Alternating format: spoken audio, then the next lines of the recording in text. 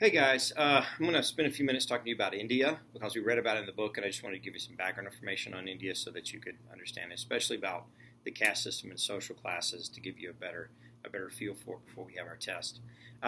This is India, the map. It is called the subcontinent because it is such a large country. It's like its own continent, and it's also extremely isolated. Now, in the terms that we had at the beginning of the year, the map quiz. It was called South Asia. And so anytime that the exam might say South Asia, they mean India, also called the subcontinent, also, of course, called India, right? Now, here's what makes India unique.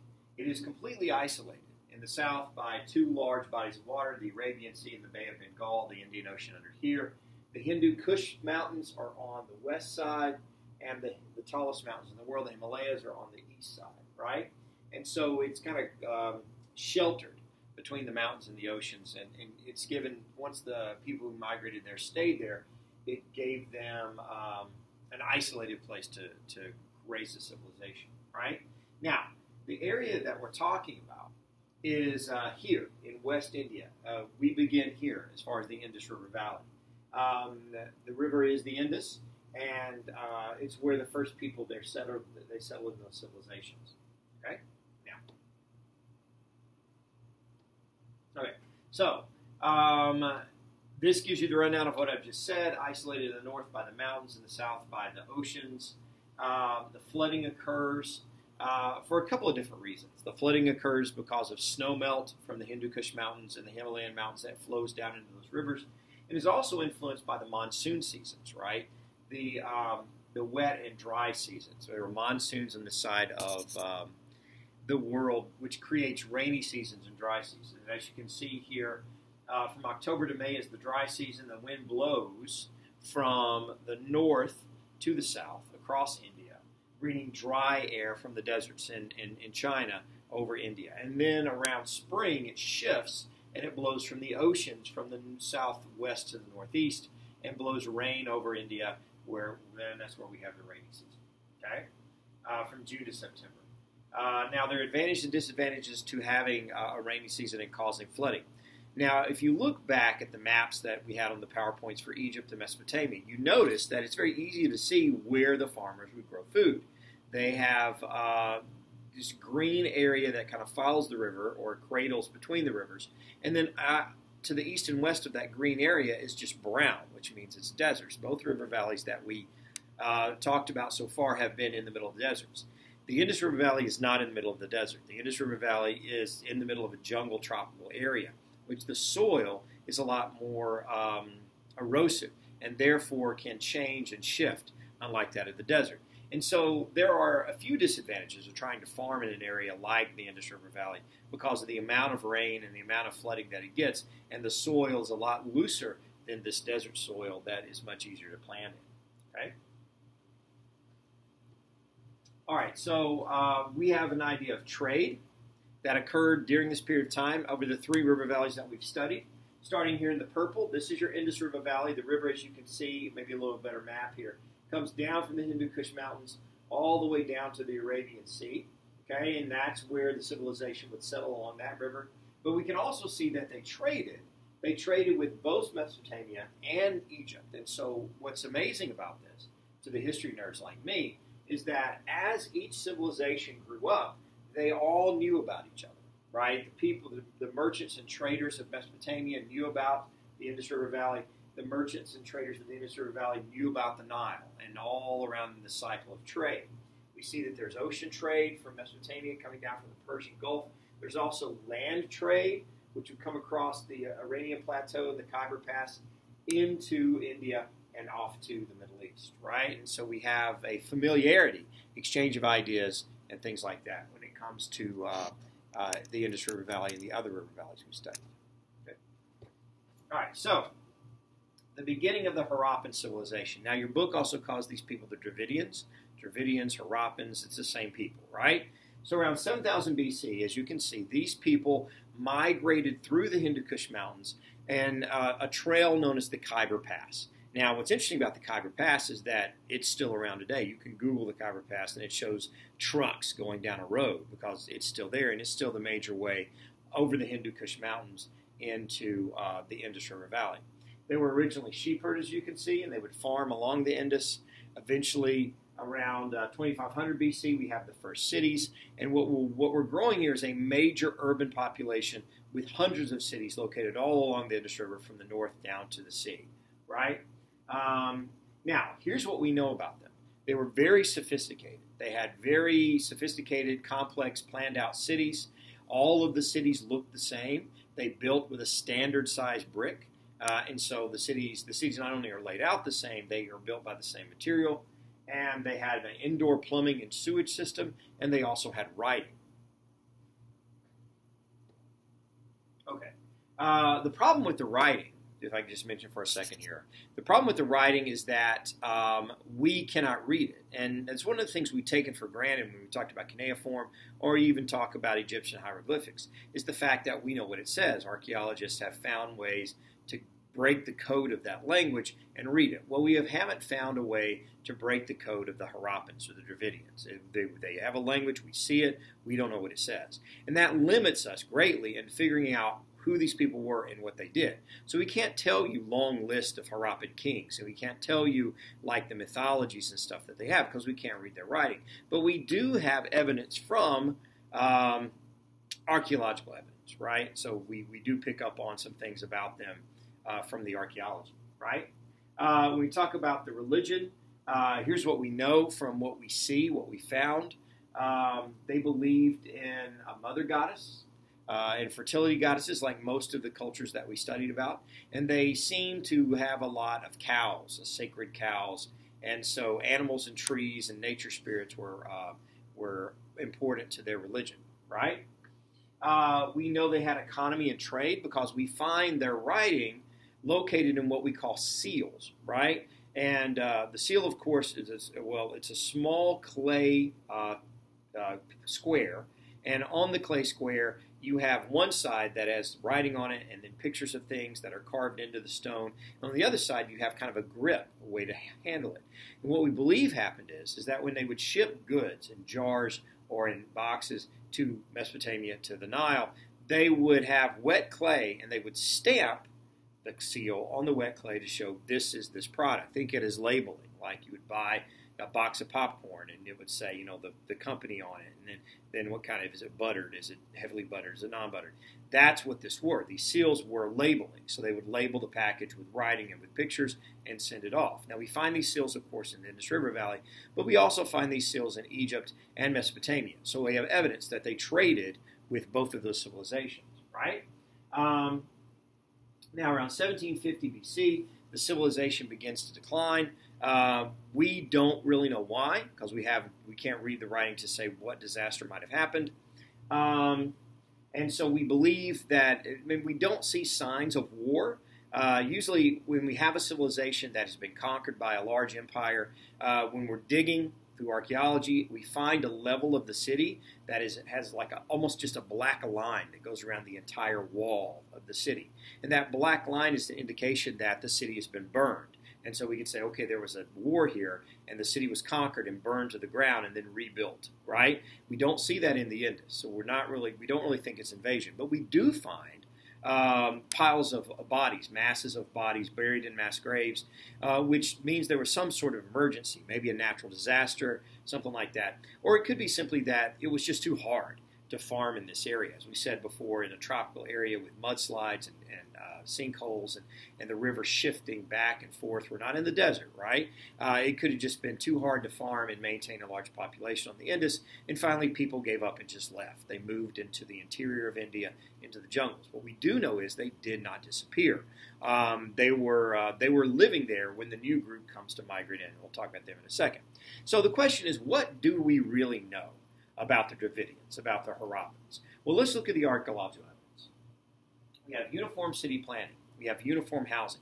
Now, if you're going to have a civilization that has every city planned out the same, with the houses on this side and the marketplace on this side and the temple on this side, what does that tell you about the government? If you have over 100 cities, some larger than others, but they all have the same design, what does it tell you about the government? Well, hopefully it tells you that the government has a strong power over the people, and they have enough power to say, you're going to build your village this way, and everybody builds it the same. The same uniform building material, the same size bricks, right? Meant that they had the same engineering, and they shared that knowledge, and they were able to build things exactly the same way. Yes? They have non-essential goods, like we find toys in different cities in the Indus River Valley. So having toys tells us what about the people? Maybe that they were family-oriented. Maybe that they had time for leisure. They weren't always worried about survival. They weren't always worried about like where the next meal is coming from. They had time to rest and relax and play. And so the toys are an indication of that. And we find very few weapons. There's no walled cities. And the weapons, we don't find a lot of swords or knives like we would in Mesopotamia, arrows, spearheads, things like that. And that tells us they were a peaceful people, of course. They didn't fight each other. They had a strong government. They kept everyone together, and they didn't wage war very much. Okay? So that's what we know about the Dravidians. But a lot of it's still a mystery because we just don't have the evidence, right? We don't have the writing. We can't read it. Okay, so here's some pictures of what we were talking about. One of the major cities of the Indus River Valley was Mohenjo-Daro. Right? And Mohenjo-Daro was on the Indus River. And you can see we have these areas here are roads. And, of course, they didn't have large vehicles, so they didn't need large roads. Pathways and roads that go between houses. This is all the foundation of each house. But it's still pretty well preserved. Right? Here's an example of Mohenjo-Daro. This is a public pool or a bathhouse. We know it's a bathhouse. It looks kind of like a pool. It's been bricked on the bottom. We have a little step there where people could stand, and we have steps going down into it, so we believe this was filled with water. What we're not seeing here is that there's a huge drain. The drain is almost big enough for a man to like walk straight through. And so it comes out of the side here and would drain the water, and then they would fill it back up, right? We also know that it was heated because underneath this floor is a space where they could light fires and make the floor hot, which would eventually warm the water. We think maybe it was done ritually, maybe a religious ritual or something like that, but it was like a public bath. Okay, here's the drain, right? You can see there are people on the other side there. They almost can walk through there standing up. Here's a man walking down one of the roads. These houses on this path are still pretty high, so this would be maybe even the level of what an original house would be. And see the brick. This like these lines here that make up these bricks that almost look modern. You know, we use that type of red brick today. There was a standard size brick that was used in all the buildings in the Harappan and the Indus River Valley. Okay, so here's an example of the stamps and seals. We have animals here, like this is a bull, that's a rhinoceros. We have an elephant here, animals they were familiar with. And we have the writing. This writing is on top. Again, we have no idea what it says, but we know it means something. It could be the product that the seal is stamped on. It could be the weight of the product or anything like that. But we have a lot of these images that we find. And we find them in India, but we also find them in Mesopotamia and Egypt. And so we know that they were there trading goods. And again, you would take this and you would just stamp it onto the box or the jar or whatever you were hauling. Okay, so the Dravidians move away from the Indus River Valley and occupy the interior of India, right? The next people to move into the Indus River Valley a few hundred years later were called the Aryans. Now, these are the people that we talked about. They are from the Indo-European origin that moved out and spread all that language that we mentioned, right? And these are the people who moved through Central Asia and come into India through the Khyber Pass. Now, there are three theories about how these people get to India. The first one is the traditional theory, and it's the invasion theory, that the Indus people were living on the river valley, and then they were invaded by the Aryans. The Aryans come in and conquer them and take their stuff, and it's their dominated culture. That's traditional. And it was convenient in the 19th century, the early 20th century, because it pushed this idea that the Aryans were superior people than the Dravidians, and the Aryans were more pale-skinned than the Dravidians were darker-skinned, and so there's a racist element to that theory.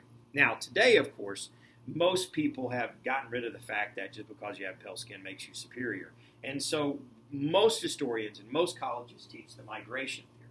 One of the reasons why the invasion theory doesn't work is because the numbers and the years don't add up. The Aryans get to India far after the Indus River Valley has been abandoned. So they moved into India, and there was no one really to conquer there, right? And they didn't move in all at once. There was a migration of different tribes of Aryans that would move into India, and so they would settle and blend into the local population instead of conquer the local population. So the migration is the theory that we mostly accept today. The third theory is the origin theory, and it says that the Aryans actually began in India and then moved out of India to all the places and spread all the languages of the Middle East and Europe and stuff like that. Now, this is kind of the theory that would be taught at the University of Delhi in India, but most historians and most professors go with the migration theory, right? Which is it was a slow movement into India and a blending of the populations there. And eventually the Aryans and the Dravidians would form what we would consider the Indian culture. Okay, so around 1500 BC, they move into India through the Khyber Pass, right? Now, the thing about the Aryans is they were nomadic people. They were herders like the Dravidians before them, but they were also pretty warlike people. They as they moved, they rode horses, they conquered, they fought. They had, and their religion matched that, right? They had thunder gods and fire gods. I think the book mentions Indra, right? But the book also mentions Varuna, which is the sky god that gave you the difference between good and evil. If you were good, you were rewarded, and if you were evil, you were punished after you die, right? Now, all of these stories and their myths and their legends were kept in what we know as the Vedas, okay, the Vedas or the myths of the Aryan people. Now, because they moved around and were nomadic, they did not write anything down. They didn't have a chance. And so their Vedas were memorized, what we call an oral history, right? And so it would be passed down from teacher to student, from father to son, and they would say these poems. Now, here's the amazing thing. These poems are the longest poems in the world. The Rig Veda has, I think, 1,087 hymns, right? The Mahabharata is the longest poem in the world. It's thousands and thousands of verses that you have to memorize. And they all memorized these verses and told them, and that was their story. Now, we believe they memorized them in song. It's a lot easier to memorize when you sing things. And so they had kind of a language that they sang, and they would remember them, right? Eventually, of course, they would settle in India, and as they settled in India, they would begin to write these stories down, and that became known as the written Vedas, which we also have today as well. Now, when they first got into India, there was a difference, a racial difference between them and the Dravidians that had lived there before. The Aryans called the Dravidians dasas, which is the Sanskrit word for dark-skinned, and so the Aryans were obviously lighter-skinned, and the dasas were dark-skinned. So what that gave us is a quick division of culture and division of social class, whereas the Aryans were on the top and the Dravidians were on the bottom. But as they stay in India, they intermarry and they settle and they blend together, what we call assimilation. The two cultures assimilate and eventually create the Indian culture. Not just by marrying and having children, but they blend their belief systems, they blend their cultures, and eventually blends into Indian. Now, as they blend, the social classes change. It's not simple anymore to say light skin, upper class, dark skin, lower class. What they have now is a caste system, right? A caste system. And the castes are called varnas. The varnas are the class, the social classes or the castes, okay? So here's what we have. Here are scenes from the Mahabharata. The Mahabharata is a very fascinating story. Again, it's the longest poem in the world because it's very, very long. But in the Mahabharata, what you have is you have a hero, and that hero's name is Krishna. Okay, Krishna is the god who helps the heroes win the war. Long story short, there are two groups of brothers, and these two groups of brothers fight each other for control of the world, and in their warfare, the world is destroyed, but then the world is reborn, right? It's kind of an Armageddon Genesis story, right? But Armageddon's first and then Genesis. Now, what's interesting is that Krishna is dark-skinned. And therefore, we see that because Krishna is dark-skinned, the blending has already occurred. And there is no racial separation anymore. People believe that dark-skinned people can be gods or heroes, and light-skinned people also. And there's a blending of that culture. So this is scenes from the Mahabharata. It's very fascinating. Okay, let's look at the caste system now. Since we don't have a clear division between races anymore, we decide to, the Aryans and the Dravidians, the Indians, decide to create a social system based on your job, right? So stick with me on this. Now, this is listed in the book, but I'm giving you a pyramid here to visualize it. Visualizing is important, right? So at the top, the red pyramid at the top is the Brahmin. The Brahmins were the priests. Now, one easy way to remember this is to remember it as a Hindu caste is like a body that works because it has different functions, okay? So the priests are the top of the pyramid. The priests are the mouths of society. They speak the words for society. They are the voice of society, right? They talk to the gods. So the Brahmins, priests, mouth. Now, the Kshatriyas, the K is silent. Kshatriyas are the warriors of the society, right? They are the soldiers. They are the protectors. So which body part do you think that would be? You probably guessed arms. You're right, arms, right? So the mouth is the priest, the warriors, the protectors. They are the arms of the society, the strong arms. Now, the next level are the Vaishyas. The Vaishyas are the merchants of society. They are the traders. They move goods back and forth. And what part of the body would they be? The legs. Okay, so the Vaishyas are the legs, merchants, right? And finally, we have the Shudras. The Shudras on the bottom are the laborers, the workers, the farmers, the specialized workers. They make things. They feed the society. They are the foundation of the society. They are the feet of society. So we have the priests, the mouths, Kshatriyas, warriors, arms, Vaishyas, merchants, legs, and Shudras, workers, feet, right? And like a body, if one part is missing, then the body is not whole. The body is not full. So even as a Shudra, you are the lowest class, but you serve an important purpose. And everyone knows that you feed the society, you keep the society going. The society can't work without its feet, right? Okay, so the Aryan kingdoms that we see first. The Aryans move through the Indus River Valley and keep going east. In fact, there are two rivers in India. To the west side, you have the Indus, and to the east side, you have the Ganges River. And this is where the Aryan kingdoms would first settle and begin to farm. Along the other river there, the Ganges. And this is going to be many of the major cities in India today are located on the Ganges River and go back to the Aryans, right? You have Delhi, you have Agra, you have Calcutta. Those are the major cities. Now, so the Ganges and Yamuna rivers, they are first established, this kind of cut off there, but what it's saying is they first used these cities around 1000 BC, and Magadha is one of the powerful kingdoms in 200 BC that spread throughout India. Now, okay, so from Dravidian belief and from Aryan belief, we have Hindu religion is born, right? Hinduism is still the majority religion in India. Thousands and thousands, millions of people are Hindus, but most Hindus live in India. Hinduism is not a religion that goes and sends missionaries out to win people for Hinduism. You're either Hindu or you're not, right? And so most of the Hindus that you meet, like here in America or in other places outside of India, move there and practice their religion there. But most Hindus live in India, okay?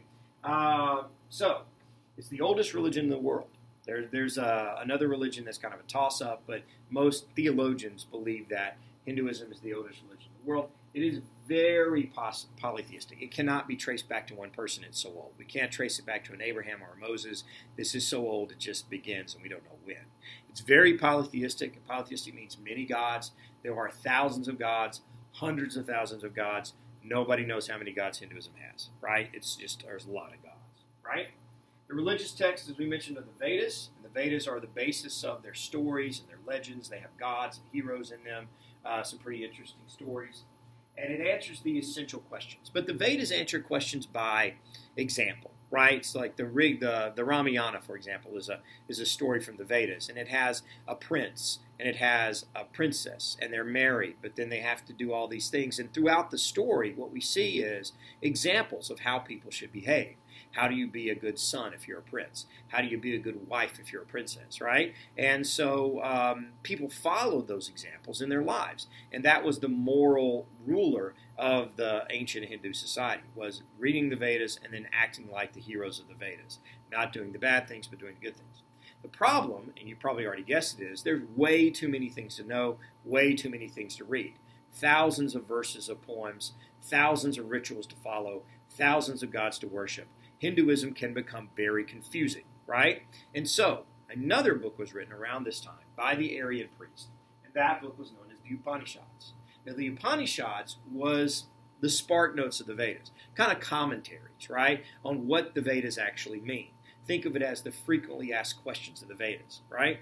And so when the farmer says, well, what does this story have to do with me? He can read the Upanishads, and the Upanishads would tell him. The Upanishads actually means to sit and listen.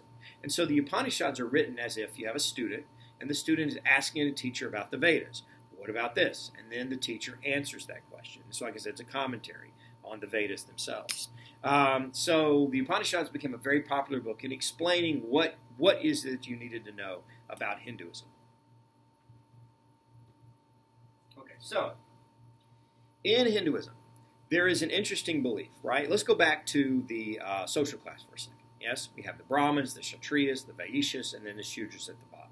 Yes, there's another group called the Untouchables, the Pariahs, and the Pariahs are people who are foreign, people who have dirty jobs, and they're Untouchables. They're outside of the caste system. Nobody has to relate to them. It's kind of sad, really, but they exist in that society, and so the outcasts, the Untouchables, the Pariahs, right? So now, if you're a Shudra, you know that you are the feet of the society, and it's important for you to do your job.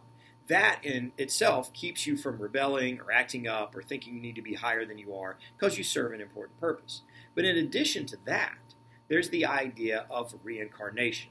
Okay, so keep that in mind.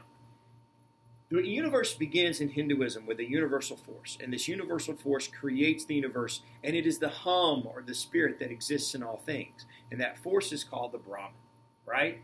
Now remember, the priest is Brahmin with an I-N. This is Brahman, so thinking Star Wars, it's the force that lives in all things, right?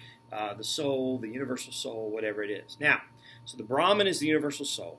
The individual soul is the Atman. Okay, now remember in Egypt, the individual soul was the Ka. Here we call it the Atman. Now, here's what happens. At the beginning of time, the Brahmins split apart. Okay, and the Brahmins split apart into small Atmans, and those Atmans inhabit physical forms, like you and me, right? But the goal of the Atman is to get back to the Brahman, right? It wants to go home. And so what we have is the idea of reincarnation. And so when I die, my Atman will go to another body and then another body, and it will recycle, reincarnating, until eventually it reaches the Brahman, and that will be heaven to the Hindus, or what we call enlightenment. Now, the question is, well, how do you get there? You're just going to keep going through body after body after body. Well, there's the idea of karma, right? Karma, we use that word today in the English language, but we don't really use it right. Usually, if someone does something, let's say, for example, you walking down the street and you see a puppy and you kick it and you laugh and you walk into the road and get hit by a truck. Karma, right? Kick that puppy, you get hit by the truck. Kind of, but kind of not. In traditional Hinduism, if you are a bad person, you can have lots of money, you can be as successful as you want, but if you're really evil, when you die, you will not be rewarded. You will actually slide back the reincarnation scale, and maybe you'll be born as a bug, and somebody will step on you. Maybe you'll be born as a worm, and a bird will eat you, right? And so you pay for your sins after you die, not during your life. But here's the point. The point is not really punishment. The point is learning, yes? How do you reach heaven? Well, I mean, you look at the Western religions, and you reach heaven by being a good person and believing in something. You can go to heaven, but not necessarily with Hinduism. Hinduism is a discovery of self. If I would ask you how old you are, you would tell me 15 years old, right? 14 years old. The Hindu teacher would say, no, you're not 14 years old. You are thousands of years old. You are millions of years old. You have been traveling through bodies, and your body is 15, but your soul is ancient and has been going through body after body trying to find the true meaning of the universe. Now, it's going to sound very hippie, but stay with me, all right? The idea of self-awareness, that you are aware of yourself and you are aware that you are on a journey to somewhere. And every journey through each life is a learning experience, and you learn more and you learn more. Now, the trick is that you don't remember your past lives. It would be really easy if we could remember in our past life we screwed up and we need to fix it in this life. It's not really a remembrance or a memory, it's more of a feeling. Right? That you feel that this is what you need to do. You feel you need to accomplish something. And once you have reached that level of understanding of your place in the universe, then you return to the Brahman. And that event in Hinduism is called moksha. The idea that you return home to the universal force. Now, it's not a heaven. It's not a place where you go and live, right? It is actually you cease to be an individual person and you become part of the universal force. You are the hum of the universe, right? You know, you're in a plane and the plane's in the air and you don't even think about it being in the air, but if you touch the ground, you hear the hum of the engine. that's kind of the universal force of life, right? It's the hum that lives in the trees and the air and the rocks and people and animals, right? So we have a tradition in Asia, yes, where you bow to each other instead of shaking hands. Why are we bowing? Well, the belief is this.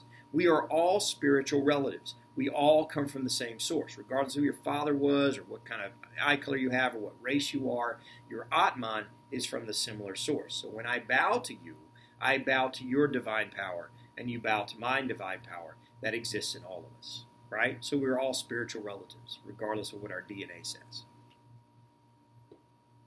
Okay, so major Hindu gods that we see. The Brahma is the creator god. Yes, that comes off of Brahman. Brahman is a force, and Brahma is the one who created it. But Brahma is not really a god that you pray to. You might want to, because he's the powerful guy. He made the universe. But he doesn't interact in your life, right? When you have a polytheistic religion, the power is delegated, right? So you have to find the one you're looking for to pray to. And Brahma is not the guy to pray to. He doesn't listen to you. He made the universe, and he steps back, right? The big three are these. Shiva and Vishnu are the big two. Brahma, Shiva, and Vishnu are the three, right? Shiva is the destroyer, and Vishnu is the protector. Because let me come back to that in a second. Kali is a very fierce force of a demon woman. We'll talk about Lakshmi is a mother goddess, and so is Parvati. And then you have Ganesh, okay? So let's look at those together. Get this to work here. Here. Oh, come on. Okay, maybe I can do this. Right, just a second.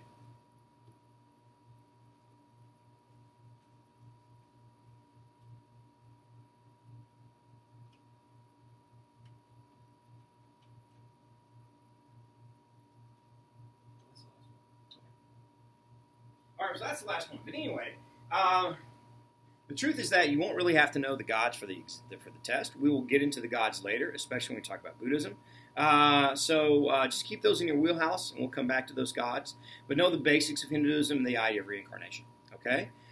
So anyway, watch it. Have any questions, email me, and we'll do this thing when we meet again. All right, good luck.